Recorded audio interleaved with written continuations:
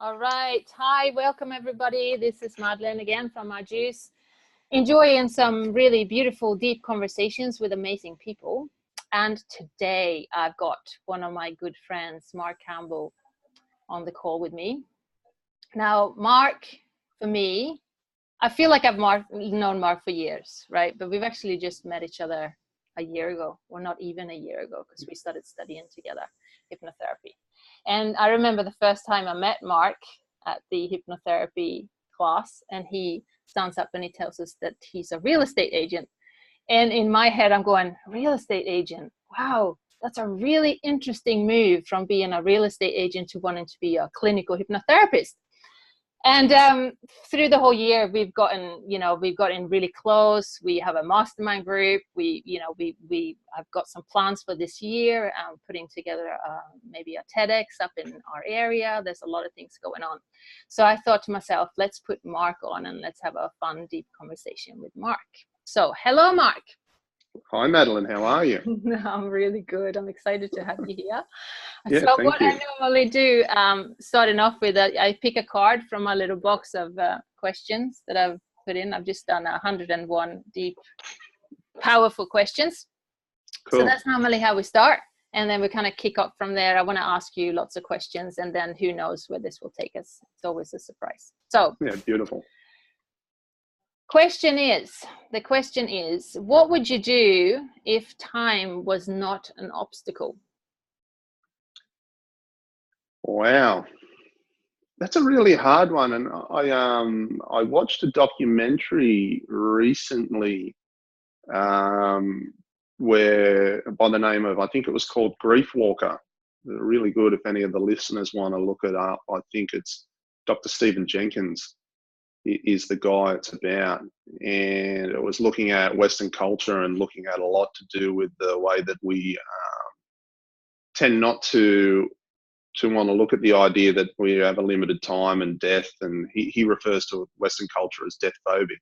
And through the documentary talks a lot about, it's the fact that you're going to die that gives a lot of meaning to while you're here. So, if time's not an obstacle, then why do you do anything? You could just relax forever. I think the finite amount of time that you have actually gives it meaning and purpose. There's actually a call to action through that. So I would struggle if there was unlimited time. That's a really good point. And it's, I haven't thought about that, but you're really, that's so much truth in that, because if we didn't have time and time wasn't finite, then what would you do? Like there is we need that to get us to where we want to go. We need that sort of limitation, I suppose. Yeah, that's right. Well, and you see it often with people when they talk about if they've had a bad event or a disease that's brought them closer or made them deal with the fact that they're going to die, then they have these massive shifts in their life, and the way that they value things changes, and the action that they take, and I often hear people talk about, if you're going to die in 6 weeks, what would you do? Well, it's coming. So what are you going to do? Absolutely. It's funny you say that, because I read there was an article that's been going viral a little bit about a lady that was 27. I think she's Australian, and she passed away just recently of some rare form of cancer or something. And she's written this letter about, the importance of, how to live your life when you're knowing that you're about to die, that you see life very differently. But the reality is, we are all going to die. Like, that's the one thing we know for sure. We're all going that way, and we don't know how long we've got left. So I think a lot of times we think we're immortal, right? So, we're going to live forever. We've got all this time. But the truth is, none of us do, and none of us know. That's right. And I think it allows for two things when you think like that, or you don't want to appreciate the fact that you're a limited creature that won't exist forever. Is the first is you put off doing things that are challenging or difficult when you have the capacity to do them. And then you regret that when you're old and you no longer have the capacity. And to me, it's a real blessing to be able to look at it and say, I'm not going to be here forever, so I need to make it count, rather than looking at it like, well, it's a far off thing that when it comes, it's too late to do anything positive or live out the potential that you had at the time. Yeah, absolutely. Sometimes I don't know who told me this, but I remember seeing someone do this. They asked you to take out a measuring tape, and every centimeter was a year of your life, and then basically said, well, let's say that you'll live to your 80 or 85, then I want you to cut off the years that have already passed. It was that, whoa. For me, I'm 40, right? So it's like, oh my gosh, like that's half of my life. And it creates this sort of reality, really. It's that time is finite, and this is what I've got. Now, what you're going to do with it? Because at the end of the day, even if I live to 100, I want to look back at my life and go, wow, that was a hell of a ride. And I did everything. I know how I want to feel when I'm there. I don't want to sit there and go, I wish I had, and I wish I had, and I should have. Right? Yeah, and I think it's the Mark Twain quote where he talks about, people, I regret the things I didn't do rather than the things I did. And I think it's easy to not do things if you view time as never ending, or yourself as immortal, or don't want to deal with the fact that it's not going to last forever. Absolutely. So, if you look at people, because I know you meet a lot of people in your life, and people obviously moving for different reasons, and I'm guessing you'd be finding a lot of people in pain as well as being excited. There's obviously people being excited to create a move, but there's also people being moving for death or divorce, or through that sort of experience, when it comes to what we're talking about now, how do people live their life? Like, how do they, do you find that a lot of people are really aware of time, or how do you see it? My experience has been, and that's why I sort of mentioned that, the duality of it, I think when you're younger, and my experience has been with younger people, that there's always plenty of time, and they'll either avoid taking action or take action, which is, in probably the best way to frame it, a safer way to go than really putting themselves out there or going after things that they really want. And then when I deal with people that are moving for the last time, or it's a transition from their family home now into a nursing home or things like that, there tends to be a lot of sadness around it, and some regret that they didn't do everything that they wanted to, which for me really translates to they didn't seek out all of their potential. Yeah. Because it was scary or frightening. Yeah. Bronnie Ware wrote a book. She's an Australian writer. She was a nurse, I think, or she worked, and she wrote a book about the 5 regrets of the dying. And that was really the number one regret that she found, that I wish I had lived the life that I was meant to live, instead of sort of obeying others and doing what I was supposed to be doing. Yeah. We settle. Absolutely, and we conform, and that's a normal part of being a social animal too, because it is scary and frightening. I don't know whether you've heard, I saw something the other day, they were talking about zebras, and the idea of a zebra's camouflage is not to blend in with the savannah because it's all brown. It's actually to blend in with the group. And when the researchers were looking at zebras, of course, you'd be standing there, you'd be watching a particular zebra, you'd put your head down to write some notes, and when you look up again, I can't find which zebra it was. So they had this great idea, well, we'll drive up and we'll put some red paint on the hind of one so that we can identify it constantly. And what they noticed happening was that each time they marked the zebra, the lions would eat it. And what they discovered was that it's not so much that the lions like to pick off the old or the weak, it's what they can identify. And that's why the safety and blending into the herd was so important. And I think for human beings, that fear of predation comes from standing out and social judgment. So rather than stepping forward into that, we tend to then shrink away and say, well, I'll fit in and conform to the group because that's safer. Yeah. And a lot of the times, you know, when you do that and conform to the group in general does not want you to succeed too much or stick out too much, because that means that they also have to do the work to get to that stage, right? So if we're constantly thinking about, you know, being part of that group, it's very hard to grow, because you can only grow to a certain level, because otherwise you'll stick out and then you'll have to pull yourself back again, or you have to create a new herd or a new group, new community. That's exactly right. And generally what happens with people is as soon as you start to go on that journey, then people start to look around at themselves and say, well, geez, they've got it a lot better than me. And for whatever reason, the natural inclination for people is not, well, I'll do the hard work and go with them. It's try and pull you back down to their level so that they can feel okay about where they're at. Oh, absolutely. Absolutely, 100%. And that's why it's sometimes so hard for people to change, really. Because I think, you know, one of our basic human needs is to feel loved, you know, to feel connected. You know, that's just really, it's just natural. You know, we are naturally wanting to connect and feel loved. And if we're then stepping out and we're not feeling that same connection, that's hard. That's hard. But it's also part of growth. It is part of growth.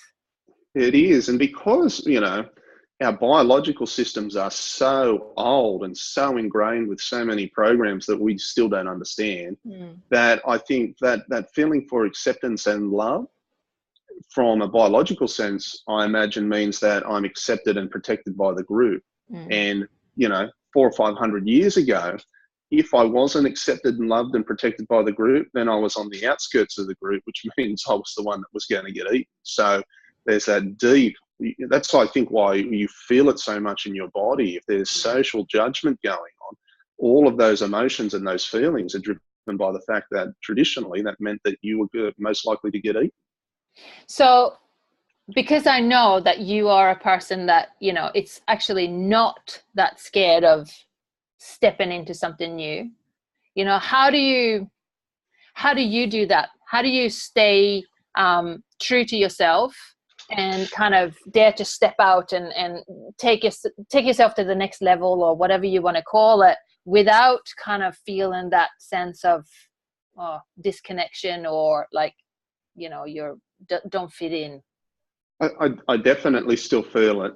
I think there's a two-pronged or two parts to it. I know that temperamentally I'm very low in negative emotion, so it's hard to get me stressed or for me to feel flat. And then second is I love that process of exploring. So the call to go out and see what's in the darkness, or to go out onto the outskirts and see what's out there, is stronger for me than it is to stay safe. Now, that probably played a role, you know, hundreds and thousands of years ago. And, you know, to have that sort of setup is amazing, because, you know, majority of my ancestors probably got eaten doing such things. So I actually find it harder to fight to go out there. And even though I am aware that there's judgment and all the rest of it, I still manage to go forward. And do you find that judgment that you know is out there, that it's most of the time it's in here and they actually don't see it? Like, as in, the judgment that you think is going to be out there to tell you how, you know, don't be so full of yourself or all that sort of stuff, doesn't really happen as often as it happens in here. Like, the idea of it is a lot worse than the reality of stepping out. Yeah. So I think that the anticipation is always worse than the reality, and the stories that you can concoct for yourself are always far worse than what actually plays out. Absolutely. at the same time, I've done a lot of work, and I also understand those people that are going to label and judge and all the rest of it. That's more reflective of what's going on for them than it is anything to do with me.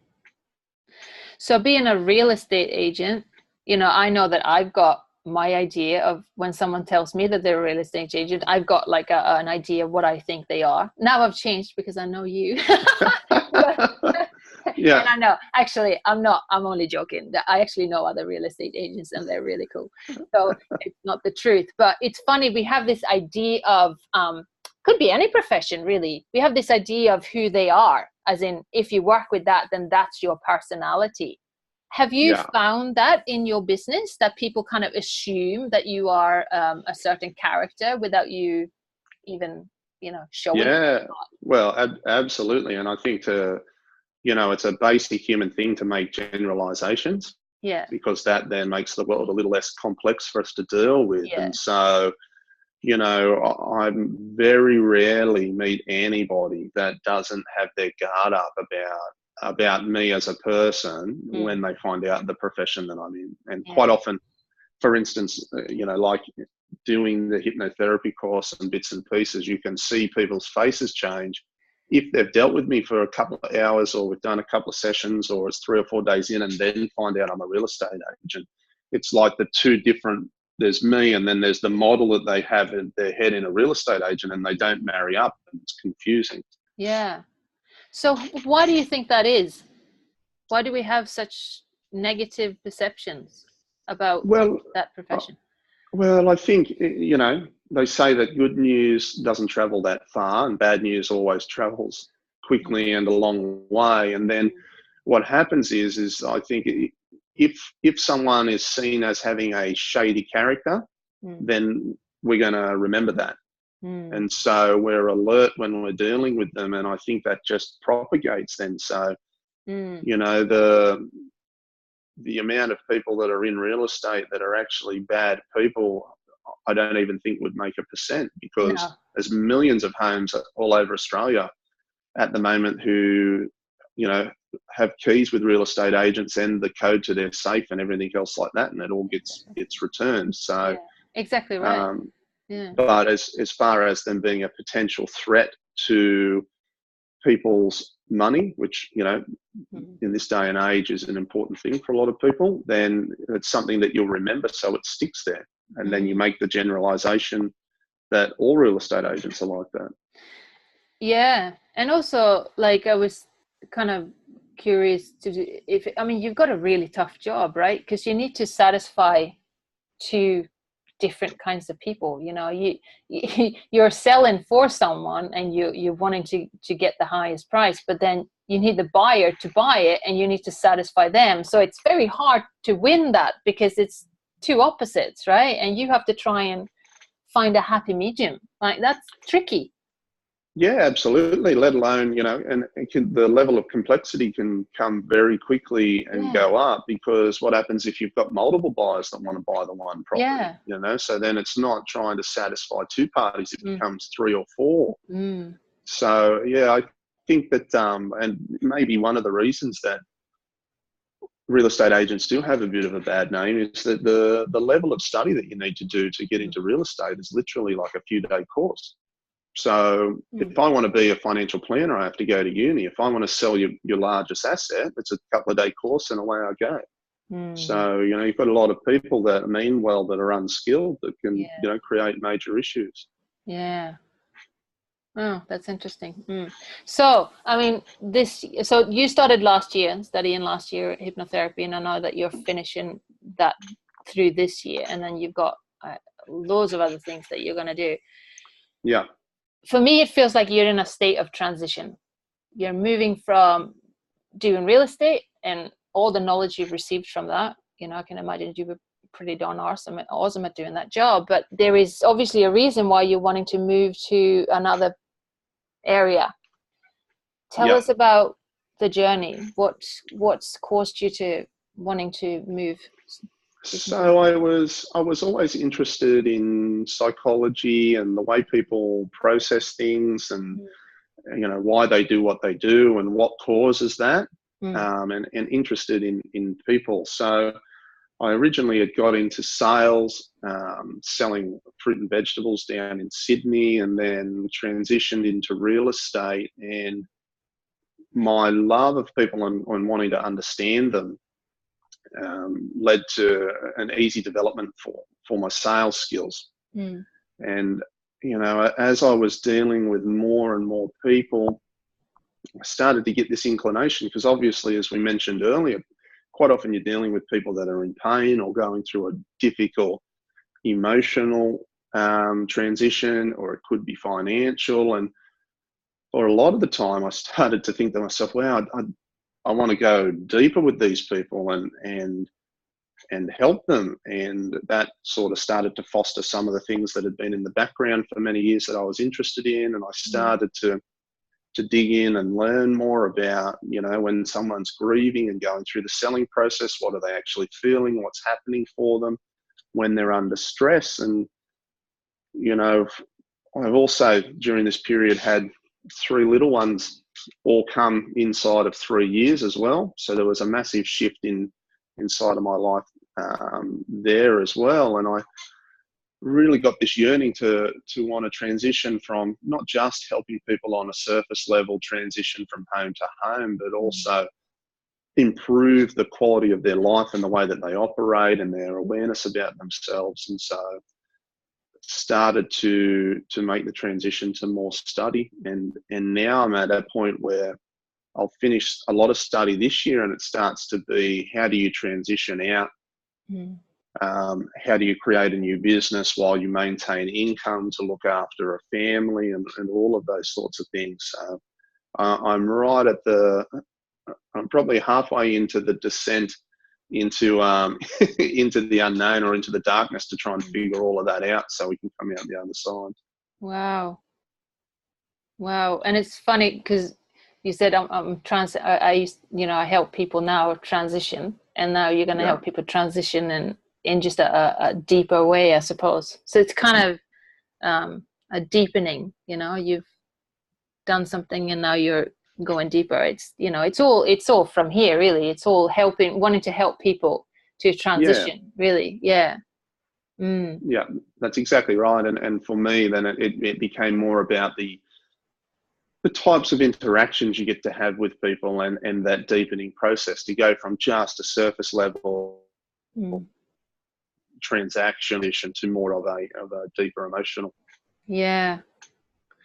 So this year you'll be studying, and then it's kind of, it will be I suppose a journey over maybe a year or two to kind of create that crossover.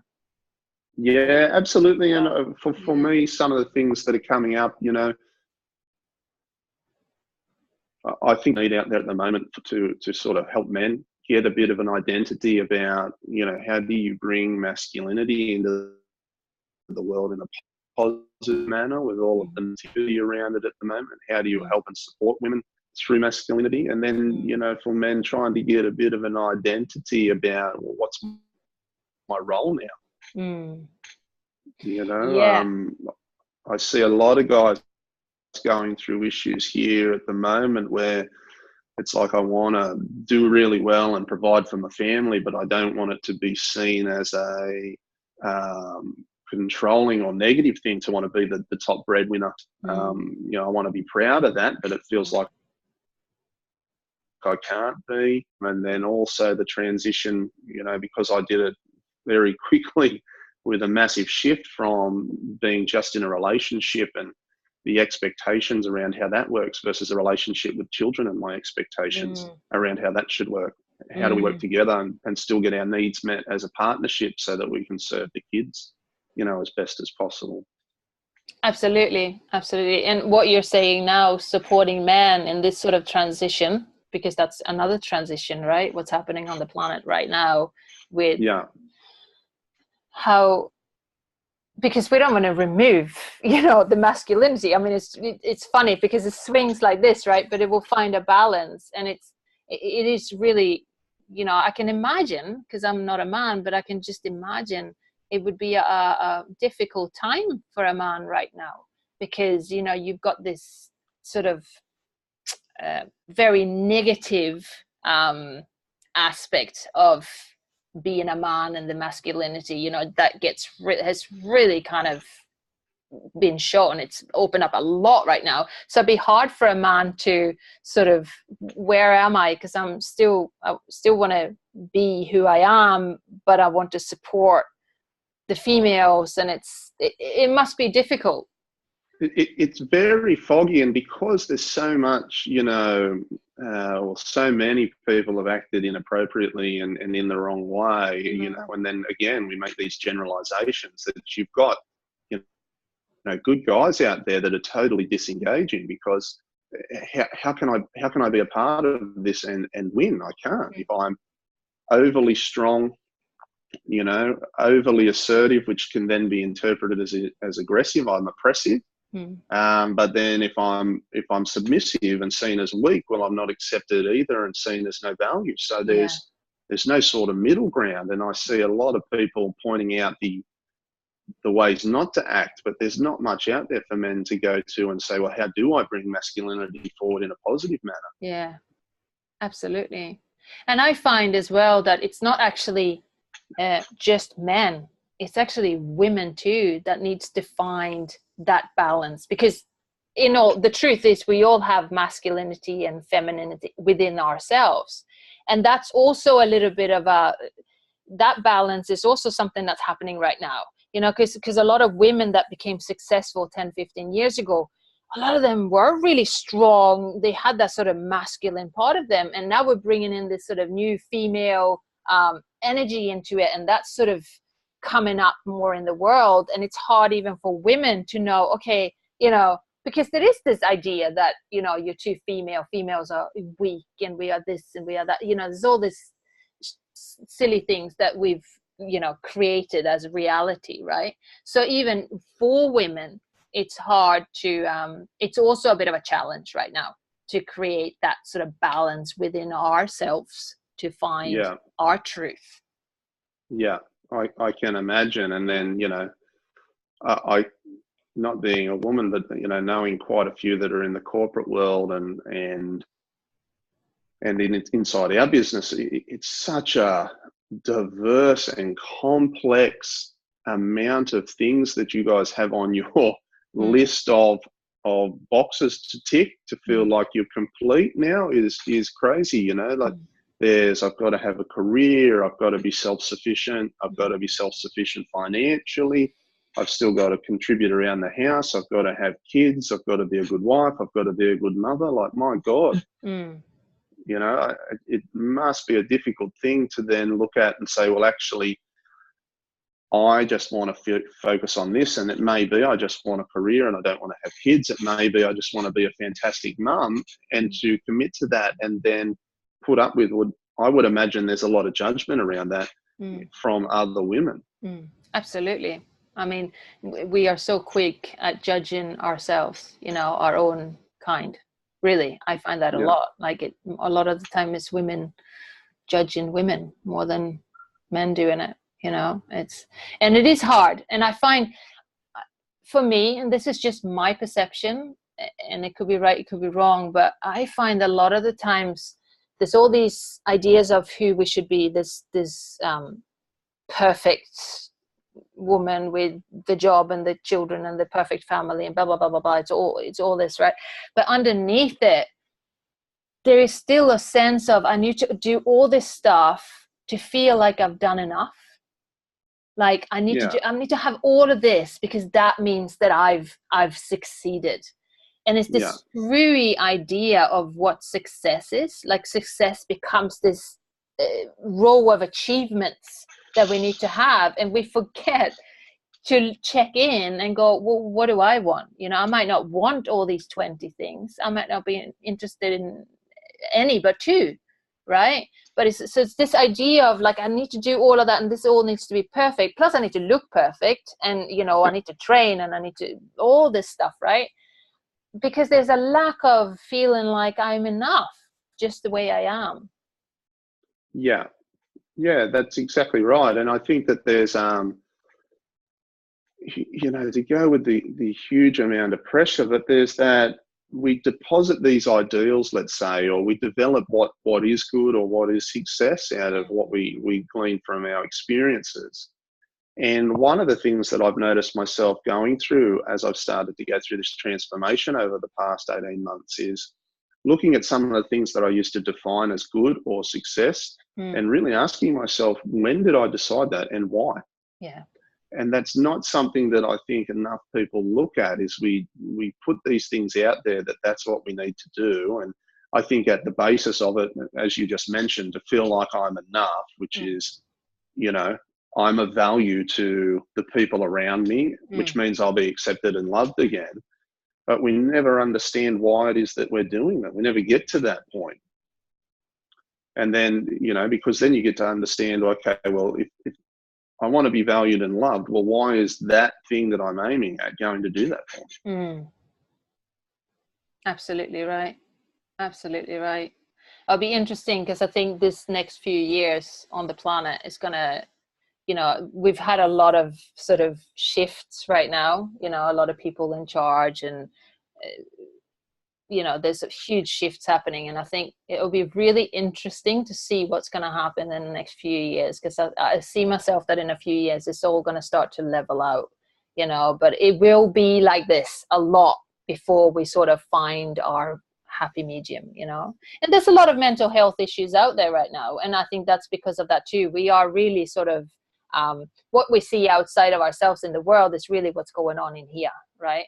It goes on inside of every single one of us, you know, bigger or smaller, whatever it is, but it's still there.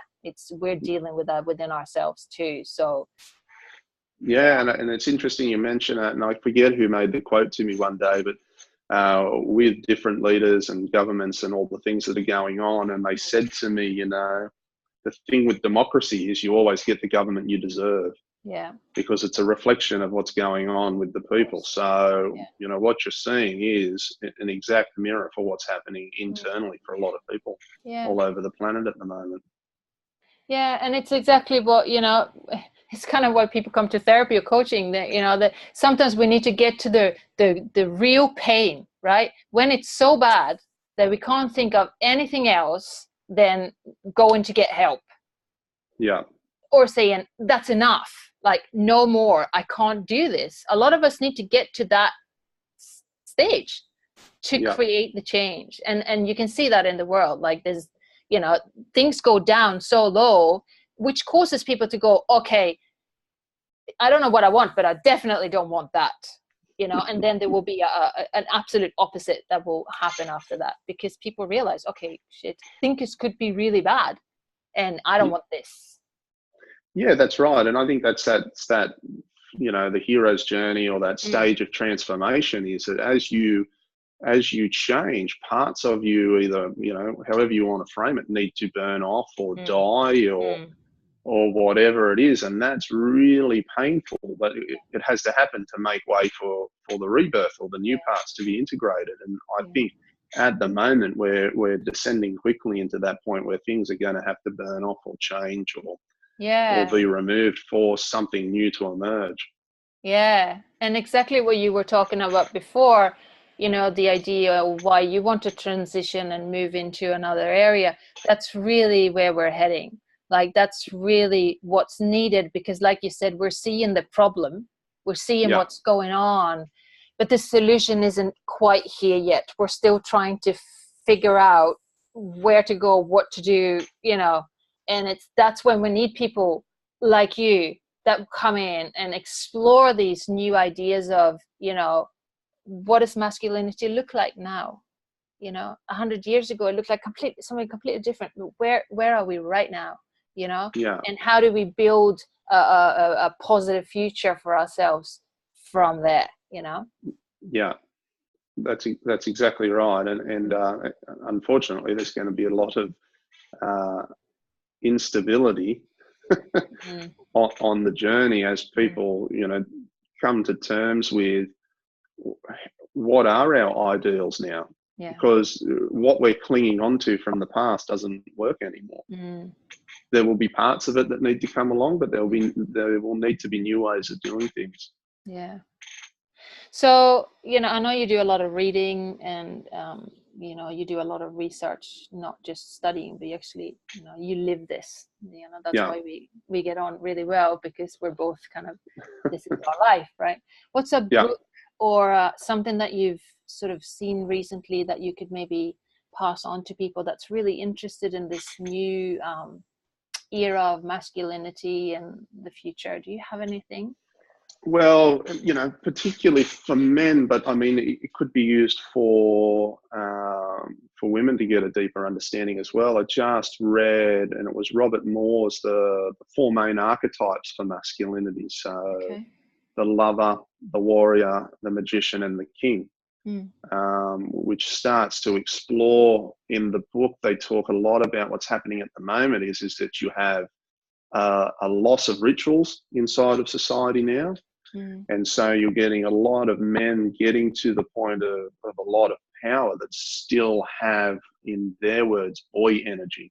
Mm. So it's immature, it's not fully developed masculine. And they talk about it in the idea of Jung's archetypes, how you make that transition from, a boy mentality, a boy energy, to full masculine positive energy. So that's Okay. a good read. Great. I know actually you've spoken about this before as well. This book. So that's a really good. That's a really good one. I haven't read that myself. I might just pick that one up myself as well.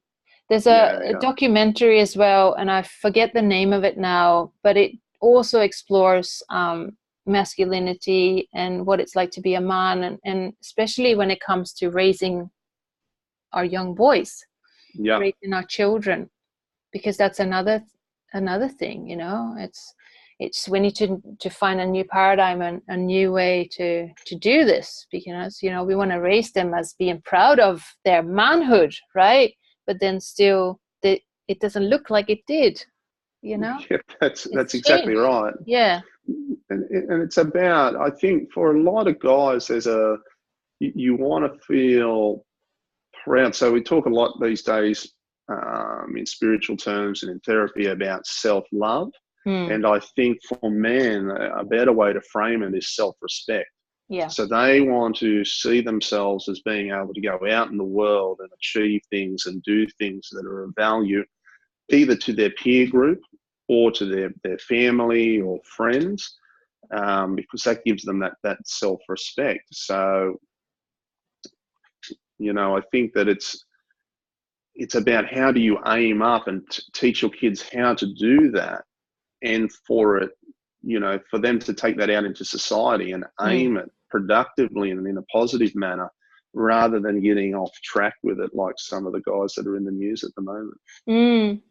And that's a really good point. And when you say that, I just picture this idea of, going out there, earning that respect or feeling significant, like Tony Robbins talks about significance, right? It's kind of similar. Yeah. You feel like there's a meaning to your life and you're creating that. It's completely okay to do that. And if we come from here, we can create massive positive change in people's life and in your life. But if we just come from here, there's something missing, because then it's all about me. Whilst if you come from here, compassion, we say all these like love and compassion and all this stuff, and it sounds so flimsy, right? But really, that's what compassion is. It's coming from a space where it's not just about me, it's about how can I contribute, how can I take my talent and do what I'm good at and contribute into society or in someone else's life, because that's what creates the fulfillment. That's what fulfillment is, right? You can't find fulfillment if you're only thinking about yourself. It's if you're using your talent and contribute through them, that you're going to find fulfillment in your life. That's exactly right. And it's funny that all of your hand movements there showed it coming from the body. And I think that links back. We've become so detached from our bodies in this day and age. And any time that you have something coming up, or you have a bit of a feeling, and if it's negative and you don't like it, then it's straight into social media, or it's straight to a distraction, so that I don't have to deal with that. And I think it's about getting back into your bodies and finding out, when I'm acting in the world, does it actually resonate with me from the body? It's great to have a conceptualized, thought out idea, but it's about taking that and putting it in alignment with your actions. And that's, I think, where you get things like, that I know you love, flow states, that you actually get in alignment, and you get those states where, you feel like you're in the right place at the right time, doing the right things, which gives you that fulfillment. And, nearly all of the time also gives you a positive effect out in the world. Absolutely. And without combining those two, there will always be a feeling that there's something missing. There is something, you can't find fulfillment until you get just that you need to combine these two. It doesn't matter how much for me, I used to love music. I used to do singing, but I look back in my life now and I think, wow, I felt like I contributed. I wanted to contribute, but what would have happened if I would have asked myself a different question? It was more about, I wanted to express myself, but what would have happened if I asked myself, how can I contribute more? How can I contribute with my passion? Yeah. And I think that comes back, to what we were chatting about a little bit earlier. And when you look at these ideas of success that you put out there in the world and getting an understanding of why is that my picture of success? And if I go for it, who am I doing it for? And why? Is it something that truly resonates with me, that is an expression of me, that I'm going after because it has meaning? Or is it to fulfill some story that I have about the rest of the world that will lead to my perceived belief that I'll be accepted if I attain it? Absolutely. I think it's so important for people to get clear about that, because it's once you're moving towards things that have deep meaning for you that you get that fulfillment as well. Absolutely. And it's, we started this conversation, even we hadn't pressed record then, but we talked a lot about sort of people being in pain, then reaching complacency, and then stagnating, because when you're complacent, things are okay. Things are fine. I shouldn't complain. It's okay. Our basic needs are met, right? Yeah. And a lot of people think, well, that's life. But to take it to fulfillment, that's a hell of a different way to live. You cannot, and once you know that, you can't go back here. There is no chance on this planet that you will be happy here. Once you've got a taste of this, no way. And there's such a huge difference from being complacent, being okay, I'm fine, to live a fulfilling life. And the key to that is through here. Like, you've got to find a way to contribute with your passion, what you're passionate about, what your desire is, like what really, makes you light up in life. Yeah, I couldn't agree more. And I think it's a massive trap that a lot of people fall into, with the idea of, I want to be happy, because I'm not sure what your experience has been, but when most people come in for a therapy session or to do some work about a problem, and they'll say, I just want to be happy, it's not about actually feeling positive emotion. What they're actually saying is, I just want the suffering to be a little bit less. I want to get back to zero. It's too painful at the moment.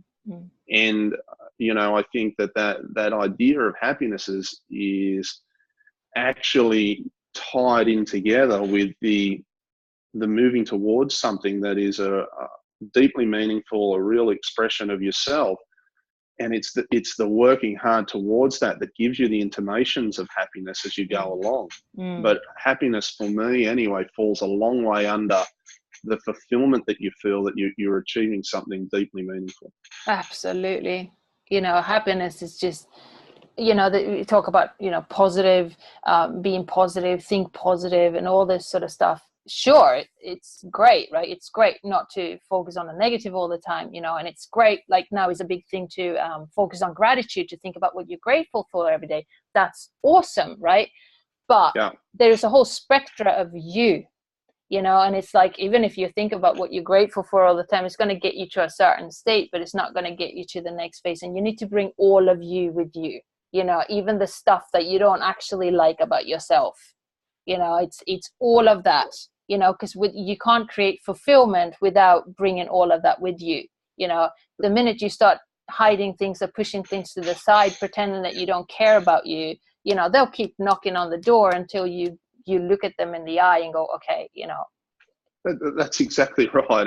And that is hard. And so is life. And I think that's what undoes a lot of people is, if you just want to try and focus on being happy in inverted commas, you know, and be grateful and all the rest of it, it brings you to a certain state. But life is such that, you know, all of a sudden one of your friends has cancer or a family member dies, you know, good luck dealing with that. Yeah. You know, and trying to be happy when those things that are inevitable come along. So I think the probably the best way that I could frame it up for anybody listening is that you need to look at, what could I be doing that would make having to contend with those things worthwhile?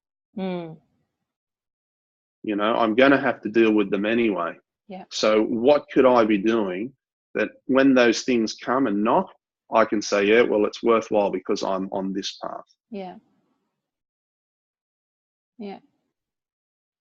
Absolutely. Beautiful. Yeah, but difficult. But difficult. Absolutely. Yeah. But that's the journey of life, right? You know, that's the whole point of being here. It's to explore all these different facets of ourselves. And, you know, I know obviously we've both been studying therapy, and we both kind of, you know, I know you do coaching as well part-time. And it's, you know, we just spoke about that before as well, that coaching is great, but a coach that doesn't have the ability to take you into certain areas of your life where a limiting belief has been created, or if there's something in you that's stopping you, that's happened to you, you know, you need to go there and we need to deal with it. You know, don't need to re-traumatize yourself, but there is a need to look at it, you know, not push it to the side and pretend it's not there.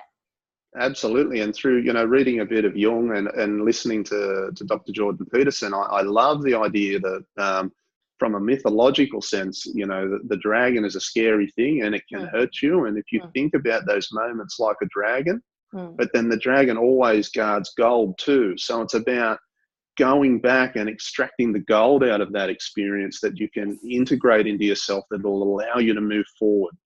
Absolutely. You know, it's no good just keeping it in its cave and pretending it's not there, because eventually it'll get big enough to eat you. Yeah. Yeah. And it's like, I think it's isn't it in Japan or something, every time, I can't remember if it's Japan, I could be wrong, but it's a country anywhere there, if something breaks, like if there's a vase that breaks or whatever, when they glue it together, they do it with gold. Yeah. Wow. Yeah. Right. You know, and that's really it. It's, you know, there's beauty in the breakage just as much as it is in everything else of you. That's exactly right. And I think that's the reason that, you know, hardly anybody ever makes it to the point of enlightenment, because it's not just a linear progression of things going well and accumulation. It's punctuated by horrific and terrible, tragic events that you have to deal with, that pull you apart against your will, and then you have to assemble yourself again. Exactly right. And instead of pushing that to the side, you're asking yourself, you know, what else could it mean? You know, how can I, you know, what is the gold, you know, of it?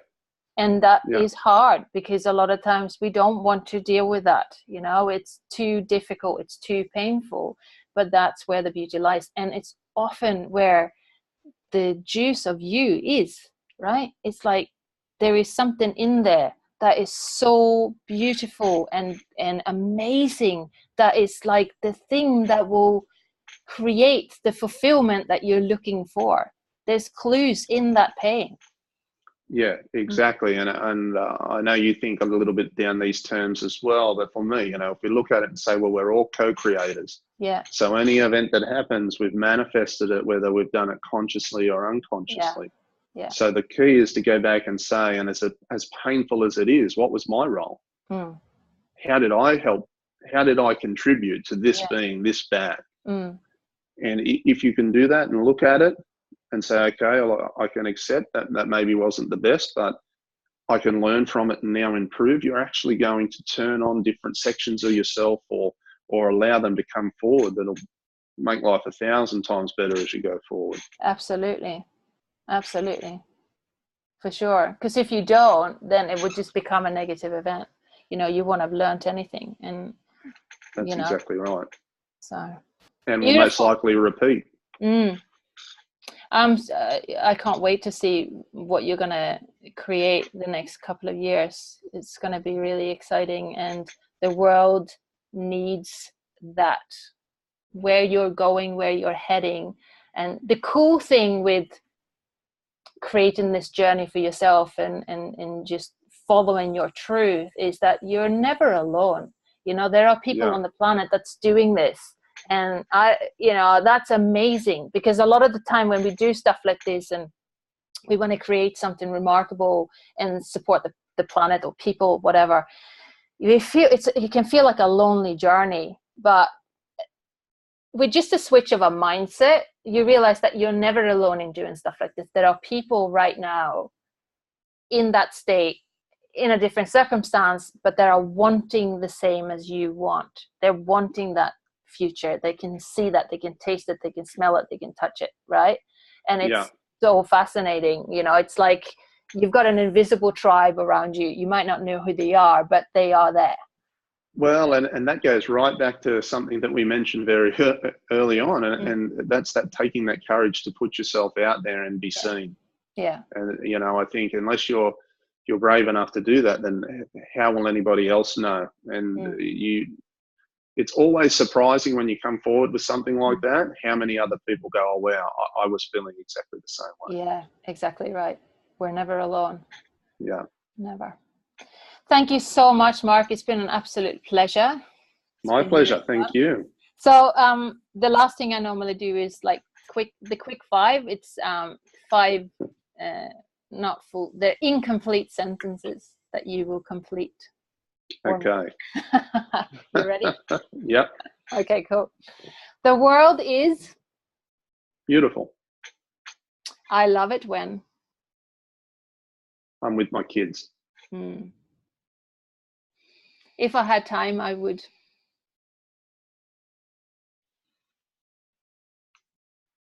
If I had time, I would just do more. Yeah. Oh, I know that. I feel that one. I feel that one. How much can I squeeze into my day? Yeah. I am my happiest when? I'm creating. My future is? Glorious. Glorious. I feel glorious. You need to listen to that song now. Thank you so much, Mark. It's been an absolute pleasure. Thank you, Madelaine. Lots of love.